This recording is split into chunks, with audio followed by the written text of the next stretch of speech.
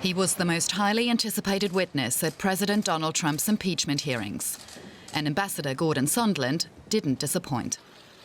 In his testimony, Sondland told lawmakers he was pressured to follow orders on Ukraine by Trump's lawyer Rudy Giuliani, and that Washington had pushed Kiev to investigate Trump's rival Joe Biden and his links to Ukrainian energy firm Burisma, in return for White House access. As I testified previously, Mr. Giuliani's requests were a quid pro quo for arranging a White House visit for President Zelensky.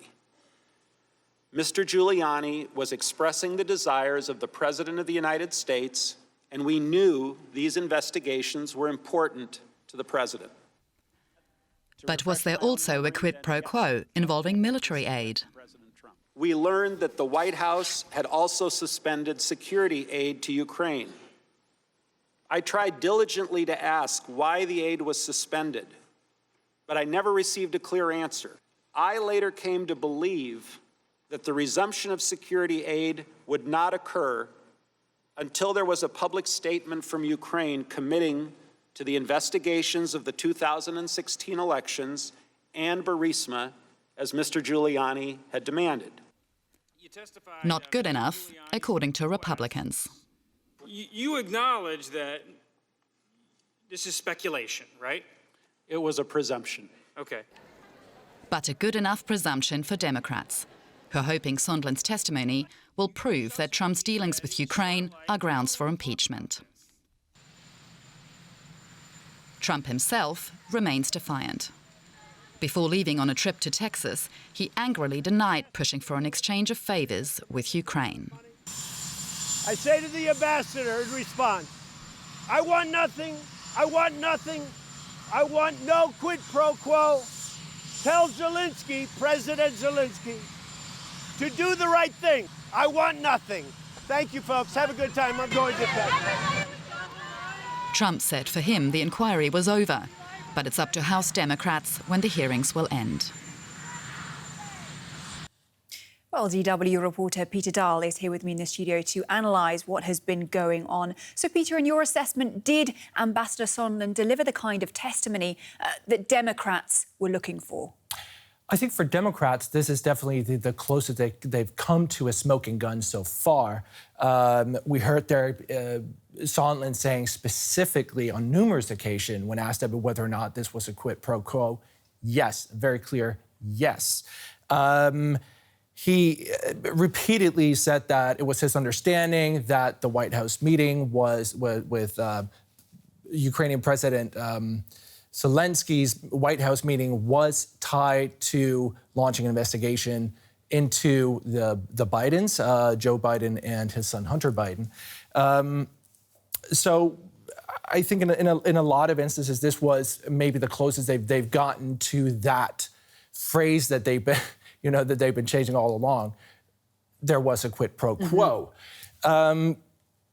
More concerningly, maybe also for Trump, is not just a quid pro quo, but also that in this case, he, for maybe the first time, he really clearly implicated Trump's inner circle. That included Vice President Mike Pence, Secretary of State Mike Pompeo, and acting White House Chief of Staff Mick Mulvaney, saying that everyone was in the loop, was his words, really saying that this was not just, Giuliani, it was much bigger than this. This was the entire Trump inner circle, including Trump.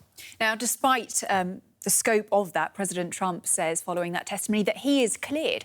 How does he justify that?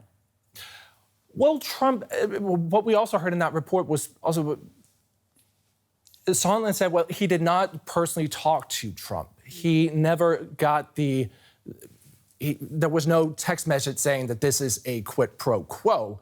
So Trump really trying to emphasize that there was no quid pro quo. There's no proof that this was in any way tied to that, to either military aid or White House meeting. On top of that, Sondland has not proven himself to be the most credible witness, frankly. He testified a month ago, and after that had to issue corrections. He said his memory was kind of a lot of holes in his memory. He didn't have a clear recollection of a lot of things. So what Trump has done, and quite successfully, at least with his own base, is to really cast doubt on the credibility of a lot of the witnesses, either saying, well, it's hearsay, is secondhand information that they picked up from other people who said that they had overheard these phone calls.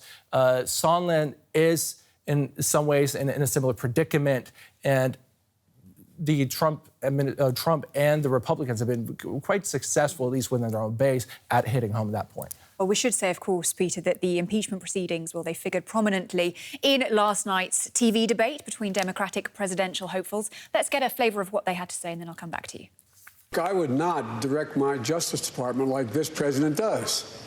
I'd let them make their independent judgment. I would not dictate who should be prosecuted or who should be exonerated. That's not the role of the President of the United States. What we saw today is Ambassador Sondland, by his own words, told us that everyone was in the loop. That means it is a criminal enterprise engaged in by the President, from what we heard today, the Vice President, the Secretary of State, and the Chief of Staff. We have a president who is not only a pathological liar, he is likely the most corrupt president in the modern history of America. But we cannot simply be consumed by Donald Trump. Because if we are, you know what? We're going to lose the election. Now, Peter, of course, I think it's fair to say that those candidates couldn't take to the stage last night and not talk about that other show going on, of course, the impeachment proceedings. But at the same time, is there not a danger for them in focusing on just one issue, for example, impeachment at the moment, when, let's face it, those hearings could be wrapped up in a month? Yeah, I think, I mean, time is really the key word, I think, here. The first primary election is still a couple months out. A month in politics is a very long time. A year, which is about how long remains to Election Day, is an eternity. Absolutely. And so much can change. What we're definitely seeing is that the public mood does seem to be shifting in favor of impeachment. Even support for removal also seems to be going up. Among Republicans, it's still they're still very staunchly behind Trump, and what Democrats need to do is not just, get their own voters out on Election Day. They also need to get undecided people out. So it really, I think, depends on where do things stand in terms of the impeachment hearings in a few weeks, in a month. Have Democrats been able to make a strong enough case that this warrants not just impeachment, but potentially removal from office? So I think that it really is too early to tell at this point. All right, DW reporter Peter Dahl. Thanks a lot, Peter.